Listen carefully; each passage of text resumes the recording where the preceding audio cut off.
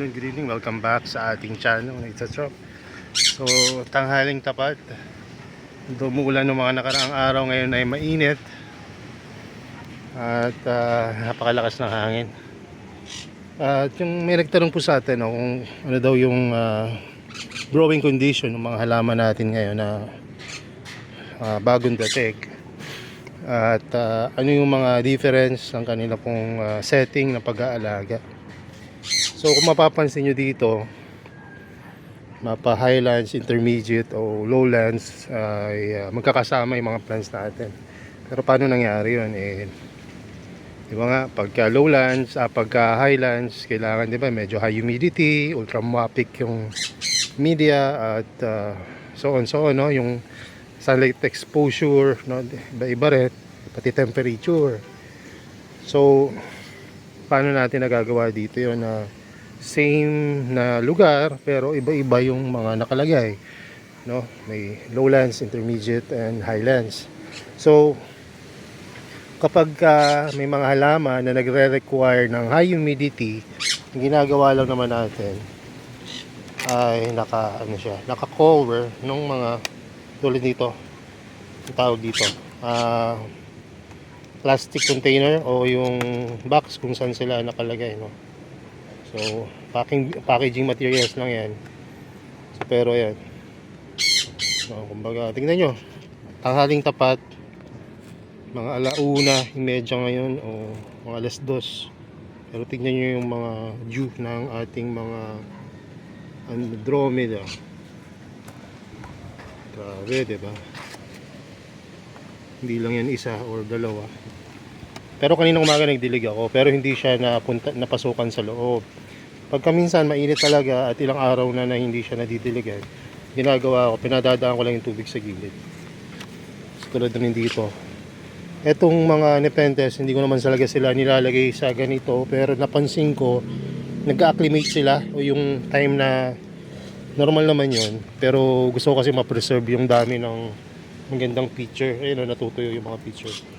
Pero tingnan nyo to. Isa, yung acclimated na. Kahit na ayan, maganda pa rin yung picture. Ayan. So, ginawa ko, kinlose ko sila sa, ayan, sa lalagyan nila para magkaroon sila ng extra humidity. Kaya, ayan, nabe-benefit naman sila doon. At isa pa, kapag isi-ship ko na, kumbaga, hindi lumalabas yung mga foliage nila, kumbaga naka-form pa rin sa lalagyan. So yun, ayun lang pala, ganun lang pala kadali mag-alaga ng Andromeda. So pagdating naman sa isa-isay natin, sunlight, ngayon ay nasa medyo shaded sila na lugar. So, meron yung UV plastic at may sira-sirang shading net sa taas. Pero butas na nga yan pero okay lang. Ang mahalaga kasi ngayon ay hindi ganun kainit. Tapos sinabayan pa ng bear season nung nakaraang buwan. Ngayon January, malamig-lamig pa rin naman. So yun, no? So pagdating sa sa sunlight, anong meron sa kanila, partial sunlight lang. Paano yun, sir, sa mga Venus flytrap, diba gusto nila yung maaraw talaga? Oo. Kaya lang kasi ito, wala pang isang buwan sa akin itong mga carnivorous plant na to, yung karamihan. Kaya unti-unti ko lang, no? So hindi pa rin dumarating kasi yung order ko na moss. At wala pa rin kasi akong time na maglipat. Pero darating yung time na most of the plants na makikita nyo dito, ireripat ko na. Lalong-lalo na yung Venus flytrap. Pero itong mga nepenthes, hindi ko naman na ireripat yan dahil hirap ako niyan pagka nilagay ka sa malalaking pasuyan. Saan ko naman paglalagay yan? So kaya dyan muna sila sa small planter. Hindi ko naman balak i-keep lahat yan. Balak kong i-dispose yung 80% ng mga bagong acquire na plants na para maka-order tayo ng iba pang mga plants na wala pa tayo dito. So pagdating naman sa sa temperature, no, paano natin minamanage yung temperature nila, lalong-lalo na nasa semi-outdoor tayo na environment, shaded pala, no? So ang ginagawa ko lang, mahalaga yung patungan ng plants ninyo kaysa sa metal or stainless steel yung patungan nyo, mas maganda patungan nyo yung styro o yung ibang mga materials na hindi nagkakandak ng electricity o yung hindi nag-absorb ng electricity ng init ng yung temperature hindi nataas, no? So yung styrofoam yung magandang isa sa mga patungan niya ng ating carnivorous plant. At kapag acclimated na to, bala ko silang ipulsa na. So ganun na yung magiging setup nila. Nakataob na tong styrobox at nakapatong na sila sa loob at may water tray na. So ayun ang ating gagawin. So pagdating naman sa tubig, no, nini-mist ko lang sila using itong mga hose natin. No, ano lang, papawisikan mo lang yan, yun, okay na sila doon. Ang maganda kasi kapag hindi naka water tray, misting ka lang or dilig-dilig, na ano siya, nababa yung tubig agad, nadidrain, tapos hindi waterlog. So hindi ka masyadong mamroblema sa root rot. Tapos yung mga namumuong mga ano yan, gooey na fungus yata yan. So nababawasan o naiiwasan natin. So yan o, medyo maganda-ganda yung ano niya. So kapag ka nabasang-basa kasi yan, nagkakaroon ng fungus or yung slime parang. So hindi ganun kaganda yun kapag puro ganun yung plants mo, maaring makabulok yun ng halaman. So ayun yung watering. May sunlight na tayo, tas tubig pala yun nga, rainwater ang pandilig natin dito. Meron tayong naka-stack na napakaraming tubig sa baba, kaya rainwater all the way. Kapag summer na at naubusan tayo ng tubig, ang ginagamit natin na patubig dito ay reverse osmosis, no? So RO water na, tapos hinahaluan na lang natin ng tap water kasi masyadong magastos kung puro RO water. Although meron naman tayong filter sa baba, hindi pa rin sasapat yun na kahit maliit lang, may pambahay lang kasi RO natin dyan, filter. So ayun, no? So kapag summer, gawin na lang water tray para matipid sa tubig, no? Pagdating naman dito sa bagong halaman na kinatatakutan ng karamihan, yung Rerodula gorgonias, takot rin ako nung unang alagaan to. Ngayon parang nagigets ko na, hindi talaga siya highland plant. Kasi kapag ni-research mo siya, kahit itanong mo kay Google or ChatGPT, hindi talaga siya necessarily na highland na setup, no. So sa ibang bansa kaya lang naman talaga nilalagay sa greenhouse dahil mayroon silang frost or yung nag-i-snow sa kanila. So maaring makabulok yun ng mga growth point ng halaman.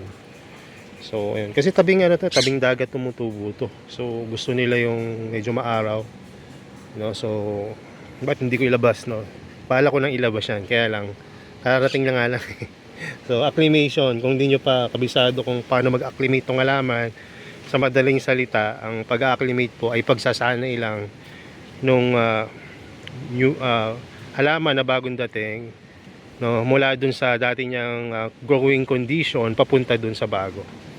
So, parang ikaw kung halimbawa nagbakasyon ka halimbawa sa US, no, nag-i-snow, yes, umuwi ka ng Pilipinas, nakatira ka sa halimbawa sa Pasay o dito sa Cavite, sobrang init. So syempre, no, pag pakiramdam mo no, nasa south na ka, kahit naman sa, pero dun sa mga matagal nang nakakaranas nung init na yon, sa kanila normal lang yun, no, yung init na yon. Pero sa'yo sobrang init nun kasi nga sanay ka na malamig na malamig yung lugar na pinuntahan mo. So sa mga halaman, ganun din ang gagawin nyo. Huwag nyo agad ilagay sa initan. Pwede naman kung matapang-tapang kayo, no? Pwede naman talaga yun, ginagawa natin dati yun. Pero since nagko-complete tayo ngayon ng dami ng halaman, hindi muna natin ginagawa yon para maiwasan yung maubos yung mga magagandang foliage nila, yung mga ganito, mga magagandang traps, let's say sa Venus flytrap, para maiwasan yung ganito, yung pang-iitim. Although normal lang yan sa halaman na malagasan ng dahon, pero syempre nagbebenta tayo, ayaw natin na hindi pang Instagram yung ating mga halaman, gusto natin maganda tingnan. So kaya iniiwasan natin yon na masunog sila. So Kumbaga slowly but surely. No, dati nung sobrang dami nating halaman, kahit nakararating nung halaman, ano ko na, pinupulsan ko na. Bakit? Kaya, kasi alam ko naman na mangyayari naman talaga yun eh. Yung maluluma yung mga dating foliage niya, papalitan ng bago. Kaya lang ngayon kasi kailangan ko mag-out para umikot yung pinagagastos ko dito at makabila ako ng mga bagong cultivar or species ng mga carnivorous plant. Ayan, kasi may iba rin akong mga planong project, no, bukod sa CP ngayon. So, kung mapapansin nyo dito, mga binipentes, ayan. Diba dati hindi naman yan nakaganto. Pero nung nakita akong beneficial sa Andromeda, yung nakalagay sa container, sabi ko bakit hindi ko ilagay, highlands rin naman tong Aristo. Diba? So, yan, nilagay ko siya dito. So, ano pa yung pwede kong i-highlands? Actually, wala na kasi Venus flytrap, gusto niya pulsan. Tsaka hindi naman mahilig yan sa high humidity, saka malamig. Okay lang sa kanya yung mainit. Pagdating naman dito sa Rerodula, sa experience ko, no, sa maikling experience ko sa Rerodula, sa tingin ko kaya naman yan. Unang-una, hindi naman yan full-blooded carnivorous plant. Baga ano lang siya, mga semi or false carnivorous plant. Nakakahuli siya ng insect pero hindi siya nakaka-digest ng insect. May iba siyang paraan para ma-benefit dun sa mga insect na natatrap niya using yung mga poop nung assassin bug, which is, ewan ko kung meron to, nabili ko, pero kung wala, may mga assassin bug naman yata dito sa Pilipinas na local species. Ewan ko kung kaya nilang dito mag-adapt. At bukod sa assassin bug, nabe-benefit rin sa kanila yung mga spider. So, di ba, meron naman tayong spider dito. Assassin bug, parang may nakikita ako dito sa paligid dito sa amin. So, possible na mabuhay talaga siya. At kung gusto niya ng tulad ng ibang carnivorous plant, kahit naman hindi makahuli, nabubuhay pa rin sila kasi meron namang photosynthesis pa rin yung mga carnivorous plant. So, pagdating naman sa ibang mga Venus flytrap na medyo by experience mahirap alagaan, number one dyan yung Korean melody shark. So, sa tingin ko naman masaya sila dito sa growing area natin. No, paubos na nga ilan na lang ba ito? Tatatlo na lang. Ayan. Pero yung natira magaganda lahat yan. So, I'm hoping na mapaganda natin itong mga plants natin dito at soon darating na yung mga nepenthes na mga in-order natin. Tapos noon nagpaplano ako ng Helianthera. Pwede rin ako dagdag dito ng Darlingtonia, Californica or Cobra Lily. Kaya nga lang sa dami-dami ng naalagaan kong halaman, isa yan sa mga pinaka hirap akong alagaan, yung Darlingtonia, Californica or Cobra Lily. Kasi kailangan niya ng malamig na tubig na dumadaloy sa kanyang roots. So dito sa atin, may naisip na akong paraan paano gawin yun. Hydroponics. Pero hindi ko alam kung pwede, pero pwede naman nating experiment. Ayun yung isa sa mga exciting part ng paghahalaman. Bukod doon, meron din tayong Helianthera minor at Helianthera nutans na pwedeng iparating. At yung Capensis alba and Capensis narrow red. Ayan, so pwede rin yun. Tapos regia, ayan, pwede rin yan. Pero pinag-iisipan ko pa kung magre-regia ako Parang ewan ko kung may mga gusto mag-alaga. Tingin ko naman meron. Pero pag walang demand kasi hindi ko muna ako paparating, yung mga lang, yung mga may demand, kasi nga gusto kong umikot agad yung hindi naman ako kumikita dito ngayon, kumbaga ginagamit ko yun para makompleto uli yung mga dating halaman na nawala sa akin. Siguro kapag nag-propagate ako ng sarili, pwede akong mag-benefit doon, pero ngayon talaga gusto ko munang paramihin yung mga halaman. So ayan yung mga plants natin ngayon. Pwede rin tayong magparating ng mga magparating ng iba't ibang SP ng Sarracenia. Kaya lang mababa yung value ng Sarracenia kasi sa market ngayon Kaya lugi pagka lugi business kapag ayun yung pinadala natin. So ang nakikita kong okay yung mga Venus flytrap, Nepenthes, Droseras. Yung mga Drosera kasi na murang-mura na dito sa atin. Kaya naghahanap ako ng mga matataas pa yung value para tsaka yung maraming demand para naman na hindi tayo magkaroon ng choke point, no, sa pag restore nitong paghahalaman. Ngayon ay Saturday, no, rest day natin kapag Friday night until Saturday afternoon or night. Tapos pag-resume tayo Saturday night mga around 7 p.m. ng mga increase, sasagot ng increase, magpo-post ng update kung may mga bagong plans, at ayun, arrange ng mga pre-order at mga order para sa next day. So, meron akong ano dito, lost IED. So, typical na lang to sa akin ngayon. Tinatawag to nila na DM Romeo, pero wala akong makita kasi DM Romeo. Pero parang ano siya tingnan nyo, Phalanx. Tingnan to nga. Check ko lang yung ano, record niya. Parang Phalanx. Pero ngayon, i-out ko to as typical. Tingnan nyo. Haba ng lashes ano dito. So, pero out ko yan as typical. So 800 per pot. Per plant 500 lang, pero medium size. Oops. Oh, open pa rin yan Ayan. So ito yung ano, lagay ng mga halaman ngayon. Diyan lang, kukunti lang halaman natin. Mukhang marami lang yan sa mga picture, pero konti-konti lang. Dati isang buong growing area puno ng halaman, ngayon isang lugar na lang sa growing area yung meron. Siguro pagdating nung bago, ang gagawin natin, etong mga nasa sides na to, yung mga Venus flytrap and Rerodula gorgonias, lalagyan natin doon. Tapos yung bagong dating na halaman na dito sa gitna. Ayan. Kasi ito, mga sanay na to dito sa area natin. Dito yung medyo comfort zone ng mga bagong dating na halaman. So, yun natin ilalagay. Puro Nepenthes yung paparating. Tapos susunod na parating, baka may kasamang Helianthora, Sanjus, Pew Nepenthes na hindi ko nakuha ngayong batch na to kasi walang nagpa-reserve ng maaga. So, ayun. So, meron pa tayong ibang mga pwedeng iparating kaya lang tingnan natin. Tapos nag-isip rin ako na mag-out ng mga carnivorous plant na nasa bote, no? So, pwede rin tayo magpadala magparating nun. So, tingnan natin kung anong kalooban ng ni God sa pagka-carnivores natin pagbabalik.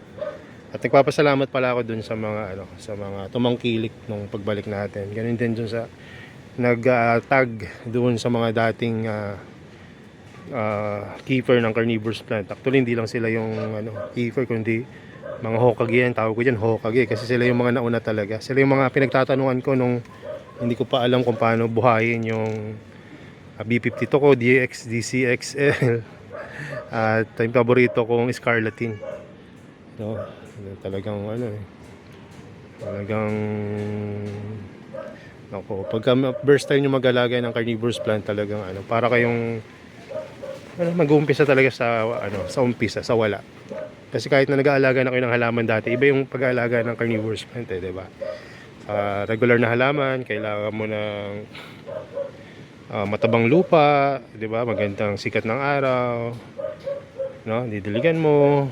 Pero dito, bawat kilos mo dapat alam mo di ba? Halimbawa, tubig, kailangan low mineral water. Media, hindi pwedeng may matabang loam soil ka dyan or kung anong pwede na, no? Pero dapat sphagnum and perlite, no? Pero kung meron kang sphagnum and perlite, hindi naman low ppm dahil may mga contamination, so may gagawin ka pang iba. So ang dami, di ba? Ang dami pwedeng gawin. Tapos hindi mo alam kung yung binili mo kailangan pwede agad i-pulsan or hindi. So ang daming mga isipin na dapat isipin. Humidity, temperature, ano may pwedeng pakain, dapat mong pakainin, anong pwesto, pwede mong galaw-galaw yan, di ba? Napakaraming tanong. Kaya kung mapapansin nyo tong page, YouTube channel na to, tsaka page, nandyan na yung mga guide, no? Mag-PM kayo kung kahit na hindi kayo bumili sa amin ng halaman, mag-PM kayo kung ligaw kayo sa pag-aalaga, kasi meron akong list ng dati pang compilation ng kung paano ilalagaan generally yung mga carnivorous plant. Tapos dito naman sa ating YouTube channel, nandito yung mga guide, no, yung mga mas pinahaba na guide. Ewan ko kung mas maliwanag pero mas marami kasi dahil daily dati nagagawa ko ng video na guide para dito. So yun lang. Ayun, sayang tong ano. Ang dali lang pala alagaan. Dati hirap na hirap ako dito sa Andromeda. Dali lang pala alagaan nila. Ayan. So anyway, salamat sa inyong panonood at hopefully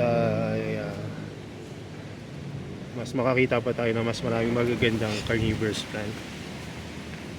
So ayan. God bless. Bye bye.